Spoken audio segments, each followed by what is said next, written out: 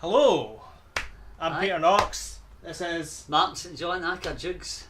AKA Jugs, the Jugs of Hazard, as you got falsely advertised in a bit of advertising or something, was it? In the media, they called you, it was Jukes rather than. Yeah, right, so it was that was in some dodgy, what was that, tour programme brochure or something. I thought it was the end of the tour, aye. And that was That a just- Primal Scream tour. That was it, that was the last mini Primal Scream tour, aye, yeah. That was the final one that I did with Primal Scream, really, aye. So you're in Primal Scream, was it 80? Well- 84, I really joined in 84 to 84 to 87, 87. aye. 3 crucial years of the early days, aye.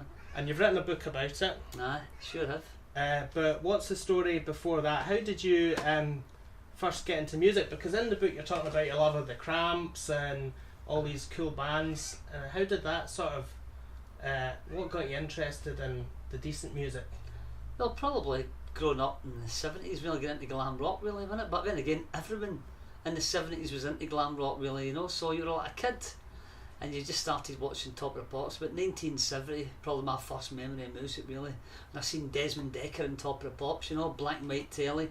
He had the white suit on, squinty mouth, dancing, singing about the Israelites, That sort of grabbed my attention, and then all of a sudden along came Mark Bolan and T-Rex. A couple of months later with Ride the White Swan, and I'm thinking, wow, I like to look at this character, so I just started buying up singles. But before that, before I even bought a single, I actually bought a T-shirt transfer.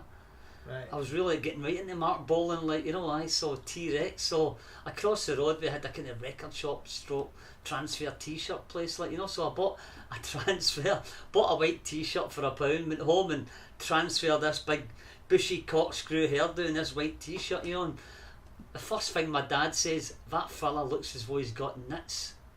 And I'm like, cheers all, man. He just totally blew my cool with it, you know what I mean? Because it was a bit of a nit epidemic in the early 70s in Glasgow, And my old man didn't really give a shit about T-Rex or Mark Bolan, really, so that was it. My first love was T-Rex, So did definitely. they go like T-Rex, Bowie, and then like back to Lou Reed Velvets, and then in that kind of I would Andy say not Warhol really, no. direction? Or? Definitely not. No, I went from like T-Rex to around 1975, not really much happening in the music scene, I was really more into, must admit, buying singles. I love buying singles, not embarrassing, but the ex-jukebox singles free for £1, really, quite cheap, not a lot of money, really, going to the football, but it's probably around 1975 I started buying albums, like Changes One, Roll Golds, Rolling Stones, and obviously I loved the first Beatles album, Please Please Me. It was actually one of my favourite all-time albums of the early days, the first Beatles album, but it wasn't really until punk came along that was when I started buying a lot more albums, and obviously when I still kicked in with the 7-inch singles because they were so colourful, but probably getting into the Damned, Damn, the Clash, Stranglers, Buzzcocks, the Jam, all that stuff really got me heading down that kind of yellow brick road path, really, definitely, And was it the same for a lot of your pals, or were Not you really, more no. kinda I just went outsider off in on that my way? own tangent to completely. I just broke away free from my mates when I was about 15. I left school in 1977, So and I'm thinking, wandering about the streets, and I'm thinking, there's nothing really interesting me here, looking in shop windows, and I'm thinking, I need some new kind of kick, really, I've just sort of went into, was this record shop in Queen Street called Graffiti Records at the time, So was this, I just checked out all the punk sleeves, I think, wow, that looks quite exciting, I went in and I was talking to the guy, I said, I'll have a Jam single, that looks really good, and I was like, I'll have that Buzzcock single, he's like, yeah, and I took him home and thought, wow, this is the stuff, and it's like God Save the Queen came out, and I'm thinking, I'm having some of that as well, the Sex Pistols is really a main catalyst, see we're in the music papers all the time, shock horror, Sex Pistols, taking over the world, punk rock and all this, so I really kind of broke away from all my mates, really, to tell you the truth, and I just went down my own path, and I just started going to gigs myself and hanging out, meeting people in record shops, swapping badges, buying records, and meeting lots of different interesting people who are into really different kind of music, and it was a really exciting time, You're mostly hanging out in record shops on a Saturday afternoon, finding new pals, going to a party that night. You're probably too young to get into pubs, so you hung about in cafes and things like that, drifting about the city centre, then you get to hear of things, maybe punk parties or something like that, or maybe a pub that let punks in, you know, so you'd maybe go there and hide out, you know, so that was really the music scene up till about 1977 really, you know. And fast forward a few years, where did you find yourself? You're now in Primal Scream. How did that come about? 1980, well, probably I would say the tail end of 1983. I'd went on a holiday to the south of France in 1983. Wasn't really much going on musically, like, you know, and I came back in the autumn and started picking up in the Seeds, picked up in this album, the Seeds, and then I started picking up in Pink Floyd, Kit Pipers at the Gates of Dawn, you know. And I bumped into my wee mate who wasn't really into that kind of music, and he says, "Oh, I've bumped into this guy going to work, man, you know, he's like Bobby Gillespie." I was like, "Oh, right, him, man." It's like, "Well, he's into all that sort of same psychedelic pish music you like, you know." I was like, "Oh, right, that's not like to meet this dude, man." Aye. So within a month we met up, started hanging out with each other really, you know, busy mates. Then through Bob G we met Beatty, and Beatty's house in the Mount Florida area really became the main hangout for just going there, like buying albums, going back, hanging out, big Beatty skiving off work. I think I was in a shitey wee job in Brighton at the time in a bottling plant, you know, really soul destroying job. Bob G was an apprentice that he hated, you know, but he was an apprentice architect, and we all pretty much bored with crappy jobs, you know. We just kind of drifted towards each other, started buying this kind of music, Birds, Love, Seeds, and then all of a sudden I just found out we had a band together, like, you know. So you weren't a musician at this point? Were you Nope. playing anything? Certainly not. No, I was not a musician. No hopes of being a musician or nothing. I'm just a record lover, you know, really. A music idiot, really, you know. So started rehearsing around probably the summer. So did you just say, hold on a minute, there's a wee gap here for a tambourine? Could say that. We were just looking at all the sleeves, and they were talking about the band and the other guys in the band who hadn't even met then. Hadn't met Tam McGutt, the drummer, or Robert Young really until a couple of months later, really, you know, just mostly hanging out with Bobby Gillespie. Let's see, Bobby Gillespie, Jim Beatty, and Paul Hart as well was on the scene, and the two Pauls, Paul McNeil. Paul Hart eventually ended up being a guitar player a year later, but he was just kind of one of Bob G's pals as well for Castle, like, and Bob and Paul McNeil. So they two were kind of like hanging out together, mostly hanging out with these four guys, characters really. You know, so we were looking at all the sleeves and they said, "Look, we're getting a wee band together, you know." I was like, "Oh, give us a wee listen to what you sound like," you know. I was like, "Oh, I like the sound, this sort of sounds birdsy." I was like, "Yeah, that's the sort of way we're going." I was like, "Right, says there could be room there for a maraca shaker, tambourine guy." I thought, "Put me in, man, because I ain't no musician, I ain't with playing guitar or drums, that's for sure."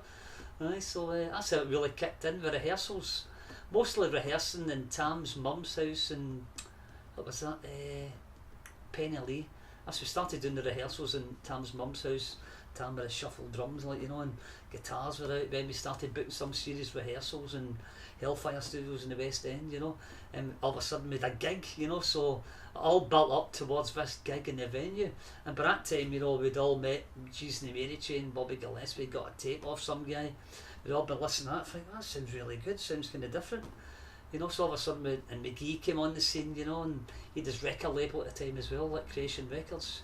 So, but before I think we'd even gotten into playing our first gig, Jim Beatty had already had a song called The Orchard, but he seemed to have, which had Judith, his girlfriend, and vocals at the time, you know. I think this was even maybe before Bobby Gillespie joined on vocals, like, you know.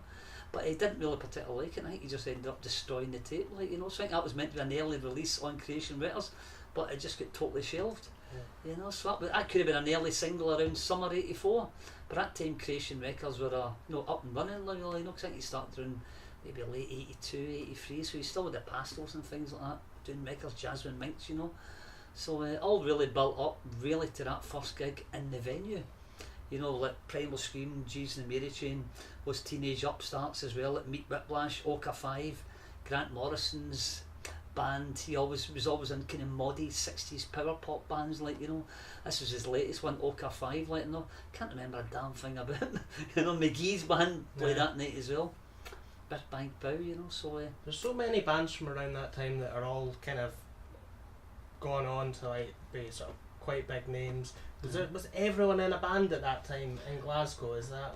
It seemed like it, didn't it? You know, there was a lot of music kicking about at the time, really. Like, you know, you still had the Paso, Strawberry Switchblade, you know, Primal was there, James King, the Lawns Bill, Sophisticated Boom Boom, you know. There's like quite a few wee bands on the scene that were really good live bands, you know. I mean, there were Edinburgh bands like the Visitors, Joseph K, you know, Delmonicals, you know, and stuff like that really kicking in as well. And the Fire Engines, they were all great bands to see, like, you know. And you had places like the Glasgow Tech, Night Moves. These were the sort of two main venues, and loads of wee sort of pubs as well. Maybe like Joanna's was a sort of disco nightclub off Sauchiehall Street. That seemed to be a main place where postcard bands used to play as well. Like your Joanna's, Mayfair, your Daddy Warbucks, which was what was that before Daddy Warbucks? It was called something else, some other gangster name as well, like, you know. But I can't even remember. Well, I nearly got it there. Let's see, because Primal Scream played in it before. It was called Daddy Gigi's. That was it, Gigi's. How could I forget, really? Sounds like an Italian restaurant. I know. But I think this guy was obsessed with films, because Daddy Warbucks was a character out of Little Annie Orphan. Was it Little Orphan Annie or something, you know? All right. So he went from Gigi's to Daddy Warbucks, you know. So that was it. It was all happening really around then. It was a really right place, right time, right records. And obviously the record fairs had kicked in as well. Like, you know, they were the main place to really go get your music, because most mainstream record shops and even indie ones didn't really have a lot of 60s garage punk stuff and stuff like that, you know, along with your Lee Hazelwoods and Tim Buckley's and Scott Walkers and all that, you know. It was all still quite underground, you know, so you really had to go to these places to get it and then find out where they got it from, you know, distributors. Yeah, I think, do you think YouTube's taking the place of that now? I mean, you can sort of find anything you want, really, can't you? That is quite sad. YouTube has taken over on eBay, innit? But internet, really, Yeah. aye, definitely. It's It's sort of kind of sad, killed that but off, aye. It's handy as well. Very handy. I do it myself. Everyone does it, you know, aye. It's too handy I know. in that sometimes you're late for work or you're up till Aye, 3 in the I know. morning or something Yeah, like totally, that. yeah. Or is that old Amazon, one click you like, one click, that's it, I get it the next day, 2 days, you know. So it does kill a bit of the fun actually going out and meeting people, bumping into people and talking, really, you know. So I remember trying to get the first Spacemen, not the first one, but Perfect Prescription by Spacemen 3. It took me about 4 years to get it, and then eBay was invented. And, bang, that was it, wasn't it? Aye, yeah. That was it. What's that other one? Music, I mean, there's so many places now you can get these things, you know, but back then it was just record shops, record fairs, that was it really. Maybe an advert in a couple of magazines saying send away to some shop in London, they'll get you, like, you know, so but I suppose it was more fun really back then, like, you know, aye. Definitely more fun, but now you're just doing it on your own, really, you know, aye. Plus then you were making up compilation cassette tapes as well, which is pretty good fun, like, you know, aye. You know, so I always get pulled up for like stopping the record near the end, and Bobby Gillespie always said, how comes you always stop this record near the end? It's like, because I get bored. I get bored with the end, and he's like, stop doing that. I was like, but I get bored when the event, that sort of crappy bit goes on and on.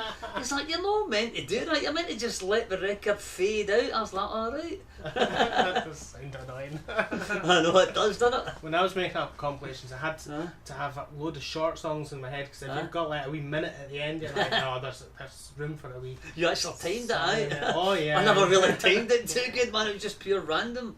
No, Total random, aye. But only thing I've ever been organised about. right, yeah. But I did used to like making up compilations. Like, there was one cracker I used to make up for Stuart when he used to come over. They were called Uppers and Downers. It was like he would come over to mine for the weekend, you know. So for like going out, it would be like compile uppers, you know. It was just like upbeat tracks, bang it out. Coming back, he'd be lying there like, oh, this is brilliant. This is Downers now, man. Aye, this is sending me to sleep.